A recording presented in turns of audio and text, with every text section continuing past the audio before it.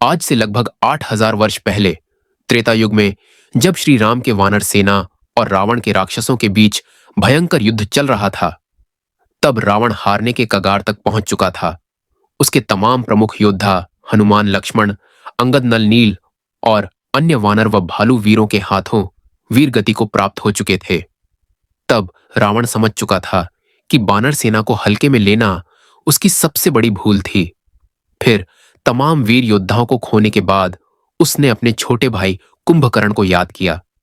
पर उस समय कुंभकर्ण अपने गहरे निद्रा में डूबा हुआ था, क्योंकि जिस समय वह ब्रह्मा जी की तपस्या कर रहा था, तब तपस्या पूर्ण होने पर वह ब्रह्मा जी से इंद्रासन मांगने की जगह गलती से निद्राण मांग बैठा, जिसके बाद ब्रह्मा जी ने उसे खुशी खुशी वर्ष में 6 महीने सोने का वरदान दे दिया। दरअसल ब्रह्मा जी से वरदान मांगते वक्त देवी सरस्वती ने कुंभकर्ण के दिमाग को हर लिया था, जिसके कारण वह वरदान मांगते वक्त गलती कर बैठा।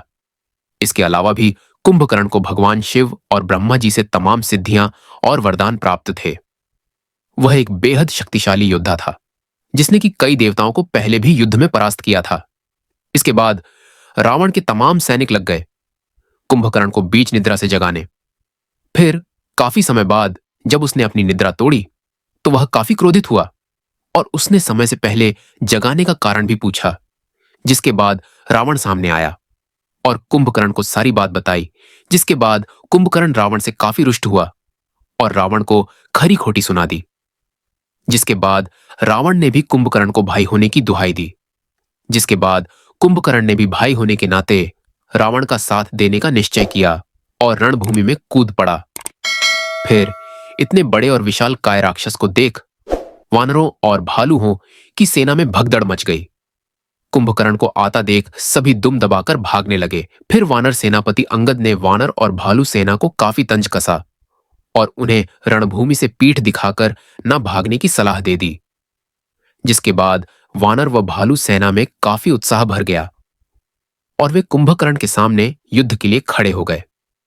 फिर कुंभकर्ण रणभूमि में आते आते ही वानरों और भालुओं को अपने पैरों तले रौंदना शुरू कर दिया। उन्हें बुरी तरह से मारने लगा। कितनों को उसने अपने हाथों से मसल कर रख दिया और कितनों को तो उसने अपने दांतों तले चबा लिया।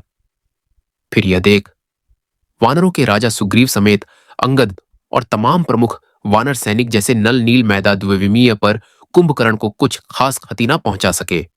कुंभकर्ण ने उन्हें एक ही झटके में काफी दूर फेंक दिया। इसके बाद कुंभकर्ण वानर और भालुओं की सेना पर हंसने लगा और उन्हें कायर बताना शुरू कर दिया। जिसके बाद उसके सामने रक्षराज यानी कि भालुओं के राजा जामवंत जी आ खड़े हुए और फिर उन्होंने हवा में उछलते हुए कुंभकर्ण के चेहरे पर सिर्फ एक मुक्का लगा दिया, जिससे कि कुंभकर्ण जमीन में गिर पड़ा। पर कुछ समय बाद कुंभकर्ण वापस से खड़ा बड़ा हो गया और उसने वानर और रक्ष सेना पर दोबारा से हमला करना शुरू कर दिया। जिसके बाद जामवंत जी ने हनुमान जी को याद किया। इसके बाद फिर हनुमान जी कुंभकर्ण के सामने आ खड़े हुए और उन्होंने भी अपना आकार कुंभकर्ण के इतना ही विशाल काय बना लिया और फिर कुंभकर्ण के ऊपर टूट पड़े। हनुमान जी ने कुंभकर्ण के ऊपर मुक्कों की बरसात करनी शुरू कर दी, जिससे कि कुंभकर्ण जमीन में गिर पड़ा और बुरी तरह से घायल हो गया। फिर कुछ देर बाद कुंभकर्ण वापस से खड़ा हो उठा और उसने अपनी पूरी ताकत लगाकर भगवान शिव से प्राप्त अपने प्रमुख हथियार शूल से हनुमान जी पर वार कर दिया। उसने शूल को सीधा हनुमान जी के सीने में ही ढसा दिया, जिससे कि हनुमान जी पूरी तरह से घायल हो गए और जमीन में गिर पड़े। इसके बाद कुंभकर्ण जोर से ठाके लगाने लगा। यह देख लक्ष्मण जी आग बबूला हो गए और वह तीर कमान लेकर सीधा कुंभकर्ण के सामने खड़े हो गए और कुंभकर्ण को युद्ध के लिए ललकारने लगे। जिसके बाद कुंभकर्ण ने दोबारा से ठहाके लगाना शुरू कर दिया और कहा कि अभी तुम बच्चे हो, तुमसे युद्ध कर मैं अपना समय बर्बाद नहीं करना चाहता। अपने बड़े भाई राम को भेजो, मैं उनसे ही युद्ध करूंगा। और उनका अंत भी इतना सुनकर लक्ष्मण जी क्रोधित हो उठे और उन्होंने कुंभकर्ण पर तीरों की बरसात कर दी। लेकिन इन तीरों का कुंभकर्ण पर कोई असर ना हुआ और फिर कुंभकर्ण जोरों से ठाके लगाने लगा और लक्ष्मण सहित श्री राम का भी परिहास करने लगा। जिसके बाद हनुमान जी को होश आया। फिर उन्होंने अपने सीने में से शूल को बाहर निकाला और उसे तोड़ दिया और फिर दोबारा से कुंभकर्ण पर टूट पड़े। फिर हनुमान जी ने भी कुंभकर्ण को अपने मुखों और गदा प्रहार से बुरी तरह घायल कर दिया, जिसके बाद कुंभकर्ण वापस से जमीन में गिर पड़ा। लेकिन कुछ समय बाद वह वापस से खड़ा भी हो उठा। यह देख हनुमान जी फिर से कुंभकर्ण पर आक्रमण करने ही जा रहे थे कि उन्हें श्री राम ने रोक लिया और हनुमान जी को आराम करने की आज्ञा दे दी। दरअसल हनुमान जी या किसी भी बड़े योद्धा के तमाम प्रहार से कुंभकर्ण से मूर्छित ही हो सकता था, लेकिन उसका वध नहीं, क्योंकि दरअसल कुंभकर्ण पिछले जन्म सतयुग काल में हिरण्याक्ष था, जिसका वध श्री विष्णु के तीसरे अवतार वराह अवतार ने किया था। और ठीक इसी प्रकार उसके दूसरे जन्म में भी उसका वध श्री विष्णु अवतार के हाथों ही होना निश्चित था। और यह बात श्री राम भलीभांति जानते थे। फिर यहां कुंभकर्ण वानरों और भालुओं की सेना को कुचलने में पूरी तरह से जुटा ही था कि श्री राम वहां आ गए और फिर कुंभकर्ण का ध्यान अपनी ओर खींच ली। श्री राम को सामने देख कुंभकर्ण ने सोचा कि अब युद्ध को लंबा खींचना सही नहीं होगा, सीधे राम का अंत कर युद्ध को विराम दे दिया जाए। और फिर वह श्री राम की तरफ बड़ी तेजी से दौड़ने लगा।